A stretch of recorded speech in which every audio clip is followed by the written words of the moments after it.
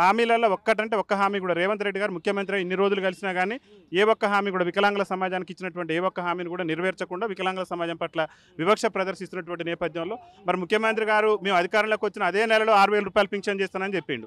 ఇలా అధికారంలోకి వచ్చి దాదాపు 2 ఏళ్ళు దగ్గరగా వస్తున్నది. మరి 2 ఏళ్లలో వికలాంగులకు ఇస్తున్నటువంటి పింఛన్ పెంచకుండా వికలాంగుల సమాజాన్ని ఏ మొహం పెట్టుకొని ఇవాళ జూబ్లీహిల్స్లో ఓటాడుతుండో రేవంత్ రెడ్డి గారు సమాధానం చెప్పారు. మీరంతా ఇక్కడ జూబ్లీహిల్స్లో స్థానికులే. సో మరి జూబ్లీహిల్స్లో ఉప ఎన్నిక నడుస్తూ ఉంది.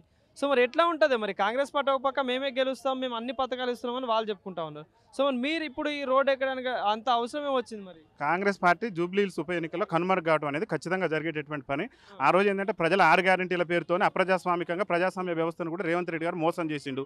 అందులో ముఖ్యంగా అట్టడుగు నుండి దుర్భర జీవితాలు గడిపే మా వికలాంగుల సమాజాన్ని కూడా పింఛన్ పెంచుతాం అనేసరికి గత ముఖ్యమంత్రి గారు ఇచ్చింది 4,016 రూపాయలు, ఈయన 6,000 రూపాయలు ఇస్తానంటుండు కదా. అది వికలాంగుల బ్యాక్లాగ్ ఉద్యోగాలు భర్తీ చేస్తానంటుండు కదా, వికలాంగులకు ఆర్టీసీలో ఉచిత ప్రయాణం కల్పిస్తానంటుండు కదా అని చెప్పేసి నమ్మకంగా సరే మమ్మల్ని ఏమన్నా మేలు చేస్తారేమో రేవంత్ రెడ్డి గారి పరిపాలన ఇంకేమన్నా మంచి కూడదని చెప్పేసి మేము ఓటేసినాం. కానీ ఓటేసినటువంటి మా వికలాంగుల సమాజాన్ని నట్టేయడం ఉంచినటువంటి ముఖ్యమంత్రి రేవంత్ రెడ్డి గారు భయపెడతా ఉన్నారు. అంటే జూబ్లీ